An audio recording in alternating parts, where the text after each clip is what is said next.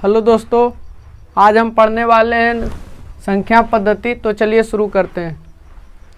संख्या पद्धति को नंबर सिस्टम बोला जाता है। संख्या पद्धति को नंबर सिस्टम कहते हैं। नंबर को दो पार्ट में बांटा गया है। एक होता है रियल नंबर, जिसको हम लोग वास्तविक संख्या बोलते हैं, और एक होता है काल्पनिक संख्या, जिसको हम लोग इमेजिनरी नंबर बोलते हैं। इमेजिनरी नंबर से मेरा तात्पर्य है कि जिस भी संख्या का वर्ग हम करेंगे, अगर उसका वर्ग होने के बाद वो संख्या माइनस में आएगा तो वो संख्या इमेजिनरी होता है। जैसे कि सबसे बड़ा इमेजिनरी नंबर आपका हमारा इरोटा होता है, जिसका मान √(-1) होता है। अब मान लीजिए कि हम -√2 का वर्ग किए, तो वर्ग करने के बाद क्या होगा, स्क्वायर से रूट खत्म हो जाएगा तो आ जाएगा -2। मतलब कि इसके वर्ग करने के बाद माइनस में आ रहा है, इसका मतलब वो इमेजिनरी संख्या है। चलिए, इमेजिनरी नंबर के बारे में हमको ज़्यादा नहीं जानना है, हमको वास्तविक संख्या के बारे में जानना है। चलिए वास्तविक संख्या के बारे में हम लोग जानते हैं। तो वास्तविक संख्या वह होती है जिसको हम लोग नंबर लाइन पे रिप्रेजेंट कर सकते हैं। नंबर लाइन पे जिसको हम लिख सकते हैं उसको हम लोग वास्तविक संख्या कहते हैं। और नंबर लाइन का मतलब हो गया, मान लीजिए कि ई नंबर लाइन है, इसके बीच में शून्य आता है, जिसको हम लोग न्यूट्रल नंबर बोलते हैं। तो वास्तविक संख्या इधर -∞ से लेके +∞ तक होता है। इन्फिनिटी का मतलब अनंत तक। वास्तविक संख्या के अंतर्गत प्राकृत संख्या, जिसको हम लोग नेचुरल नंबर बोलते हैं। दूसरा होता है पूर्ण संख्या, जिसको हम लोग होल नंबर बोलते हैं। तीसरा होता है सम संख्या, जिसको हम लोग इवेन नंबर बोलते हैं। अगला आता है विषम संख्या, जिसको हम लोग ओड नंबर बोलते हैं। अगला आता है पूर्णांक, जिसको हम लोग इंटीजर बोलते हैं। अगला आता है अभाज्य संख्या, जिसको प्राइम नंबर बोला जाता है। फिर भाज्य संख्या, जिसको कंपोजिट नंबर बोला जाता है। अगला परमेय संख्या, जिसे हम रेशनल नंबर कहते हैं। और अगला अपरमेय संख्या, जिसको हम इरेशनल नंबर कहते हैं। तो हम लोग बारी बारी से सबको एक्सप्लेन करके नेचुरल नंबर कहते किसको हैं। तो 1 से शुरू होने वाली गिनती की संख्या को, 1 से शुरू होने वाली गिनती की संख्या को प्राकृत संख्या कहते हैं। प्राकृत संख्या कहते हैं। 1 से शुरू होने वाली गिनती की संख्या को हम लोग प्राकृत संख्या कहते हैं। जैसे कि मान लीजिए 1, 2, 3, 4 ... ये अनंत तक जाएगा, जिसको हम लोग इन्फिनिटी कहते हैं। अब इसमें से मेरा अगला नंबर आएगा पूर्ण संख्या। पूर्ण संख्या, जिसको होल नंबर बोला जाता है। तो होल नंबर किसे कहते हैं? तो कुछ नहीं, प्राकृत संख्या में अगर हम 0 को शामिल कर लेंगे तो उसको हम लोग पूर्ण संख्या बोलेंगे। तो मतलब ये हो गया 0 से शुरू होने वाली गिनती की संख्या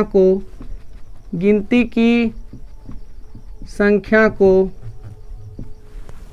पूर्ण संख्या कहते हैं। पूर्ण संख्या कहते हैं।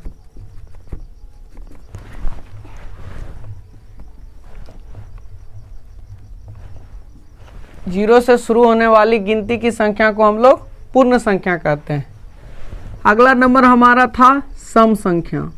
सम संख्या, तो सम संख्या मतलब इवेन नंबर। तो वैसी संख्या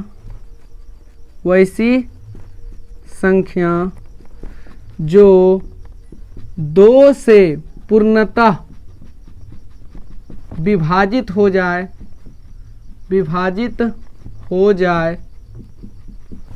वह सम संख्या कहलाता है, सम संख्या कहलाता है।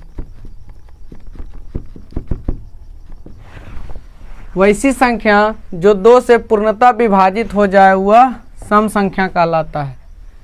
जैसे कि मान लीजिए सबसे पहला सम संख्या 2 ले लिए, 2 से पूर्णतः विभाजित हो जाएगा 4, 2 से पूर्णतः विभाजित हो जाएगा 6, 2 से पूर्णतः विभाजित हो जाएगा 8, 2 से पूर्णतः विभाजित हो जाएगा 10, 2 से पूर्णतः विभाजित हो जाएगा 12, 2 से पूर्णतः विभाजित होगा। इस प्रकार से जितनी भी संख्या है जो 2 से पूरी कट जाएगा उसको हम लोग सम संख्या बोलते हैं। अगला नंबर हमारा आएगा विषम संख्या। विषम संख्या जिसे हम लोग ओड नंबर बोलते हैं, ओड नंबर। तो विषम संख्या हम लोग किसे बोलेंगे? तो वैसी संख्या जो 2 से पूर्णतः विभाजित नहीं हो, पूर्णतः विभाजित नहीं हो, उसे हम लोग विषम संख्या बोलेंगे, विषम संख्या बोलेंगे। जैसे कि मान लीजिए 3 2 से पूर्णतः विभाजित नहीं होगा, विषम संख्या है। 5 2 से पूर्णतः विभाजित नहीं होगा, विषम संख्या है। 7 2 से पूर्णतः विभाजित नहीं होगा, विषम संख्या है। 9 2 से पूर्णतः विभाजित नहीं होगा, विषम संख्या। इस प्रकार से जितनी भी संख्या आएगी जो 2 से पूर्णतः विभाजित नहीं होगी उसे हम लोग विषम संख्या बोलेंगे। संख्याओं के समूह में हमारी अगली संख्या आएगी पूर्णांक संख्या। अगली संख्या आएगी पूर्णांक, जिसको हम लोग बोलते हैं इंटीजर। इंटीजर तो इंटीजर किसे कहेंगे? इंटीजर उसे कहेंगे जिसमें धनात्मक संख्या, ऋणात्मक संख्या और शून्य तीनों शामिल हो, उसको इंटीजर बोलते हैं। जैसे कि मान लीजिए ये नंबर लाइन है, यहाँ पे मान लीजिए 0 है, इधर -1 -2 -3, इधर अनंत -इन्फिनिटी तक, और इधर 1 2 3 प्लस में, और इधर ऐसे जाएंगे तो +इन्फिनिटी तक आएगा, अनंत तक। तो वैसी संख्या जिसमें नेगेटिव मतलब कि ऋणात्मक संख्या, पॉजिटिव धनात्मक संख्या और 0 तीनों शामिल हो, उसको हम लोग पूर्णांक बोलेंगे। वैसी संख्या जिसमें शून्य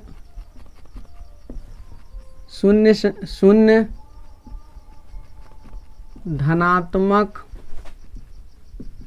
संख्या, शून्य धनात्मक तथा ऋणात्मक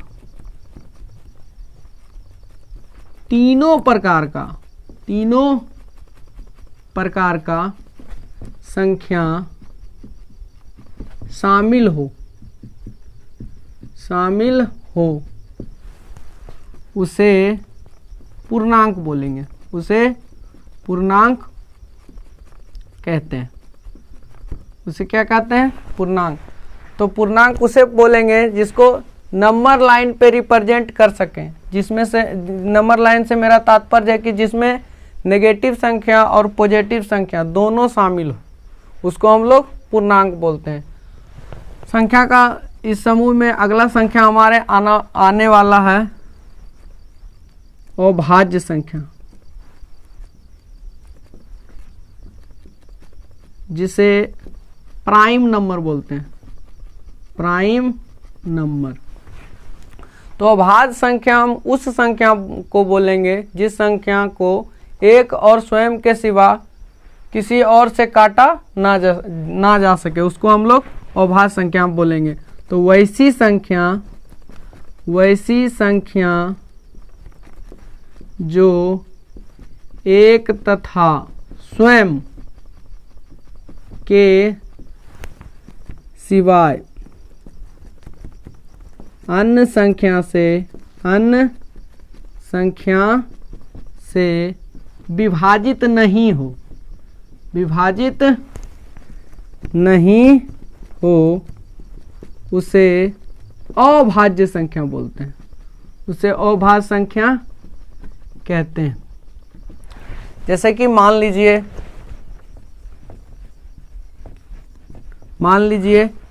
दो किस किस से कट सकता है, या तो एक से कटेगा या तो खुद दो से कटेगा, और तो किसी से कटेगा नहीं, अभाज्य संख्या हो गया। 3 ये एक से कटेगा या फिर खुद 3 से कटेगा, और तो किसी संख्या से कटेगा नहीं, इसलिए ये हमारा अभाज्य संख्या हो गया। फिर हम लोग अगला एग्जाम्पल लेंगे 5 का, ये या तो एक से कटेगा या तो खुद 5 से कटेगा, और तो किसी अन्य संख्या से कट सकता नहीं है, इसलिए ये क्या हो गया, अभाज्य संख्या। फिर अगला हम लोग 7 को लेंगे, 7 या तो एक से कटेगा या तो खुद 7 से कटेगा, और तो किसी संख्या से कटेगा नहीं, तो क्या हो जाएगा, ये अभाज्य संख्या। फिर अगला संख्या हम लोग 11 लेंगे, 11 या तो एक से कटेगा या फिर खुद 11 से कटेगा, और तो किसी संख्या से कट सकता नहीं है, तो हम लोग इसको अभाज्य संख्या बोलेंगे। इसी प्रकार बहुत सारा नंबर है, जैसे कि 13, 17, 19, 23, बहुत सारा नंबर है जिसे हम लोग अभाज्य संख्या बोलेंगे। तो अभाज्य संख्या हम उस संख्या को बोलेंगे जिस संख्या का एक और स्वयं के सिवाय किसी और से वो ना कटे, उसको हम लोग बोलेंगे अभाज्य संख्या। अगला संख्या हमारा आने वाला है भाज्य संख्या। भाज्य संख्या, भाज्य संख्या हम उसको बोलेंगे जो एक और स्वयं के सिवा किसी अन्य संख्या से भी विभाजित हो जाए। वैसी संख्या जो एक और स्वयं के सिवाय अन्य संख्या से भी विभाजित हो जाए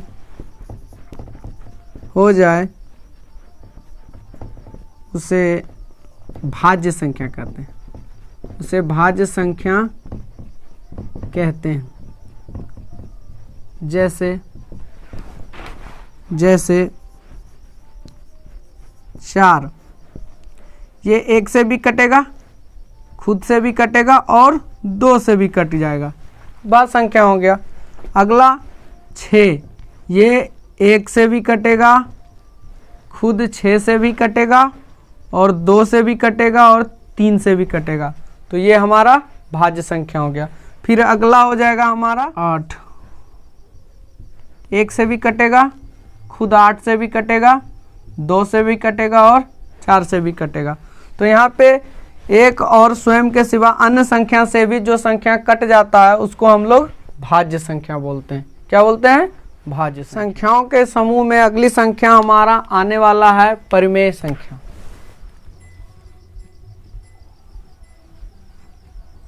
परिमेय संख्या जिसे रैशनल नंबर बोला जाता है,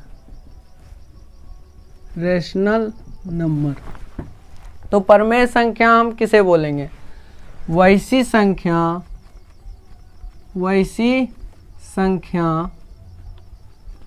जिसे P/Q के रूप में लिखा जा सकता है, उसे परिमेय संख्या कहेंगे। परिमेय संख्या कहते हैं जहां Q 0 के बराबर नहीं हो।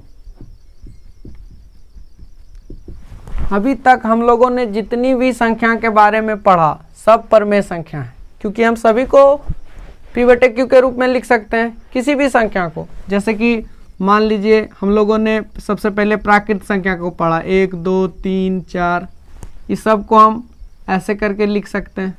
परमेय संख्या हो गया p/q, ऊपर वाला ये हमारा p है, नीचे वाला ये हमारा q है, p/q परमेय संख्या है। हम लोगों ने पूर्ण संख्या पढ़ा जिसमें कि 0 शामिल था, तो 0 हमारा परमेय संख्या है, परिमेय संख्या है। क्यों? क्योंकि हम 0 को भी p/q के रूप में बदल दिए, 0 को भी हम लोग p/q के रूप में बदल दिए, तो ये हमारा क्या हो गया? परमेय संख्या। अभी तक हम जितना सारा नंबर पढ़े, चाहे वो प्राकृत संख्या हो, पूर्ण संख्या हो, सम संख्या हो, विषम संख्या हो, भाज्य संख्या हो, भाज्य संख्या हो, कोई भी संख्या, सब परमेय संख्या ही है। सब जिसको हम p/q के रूप में बदल देंगे उसको हम लोग परमेय संख्या बोलेंगे। उसको क्या बोलेंगे? परमेय संख्या। अगला हमारा आता है अपरिमेय संख्या। अपरिमेय संख्या, तो वो अपरिमेय संख्या उसे बोलेंगे जिसका दशमलव प्रसार शांत नहीं होता है। जैसे पाई, जिसका मान होता है 22/7, इसका दशमलव प्रसार शांत नहीं होता है, तो इसको क्या बोलेंगे हम लोग? अपरिमेय संख्या। अपरिमेय संख्या वैसी संख्या जिसका दशमलव प्रसार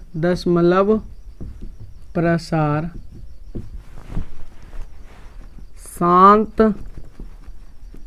नहीं हो तथा एक ही संख्या दोबारा दोहराया नहीं जाए, उसे अपरिमेय संख्या कहते हैं। अपरिमेय संख्या कहते हैं।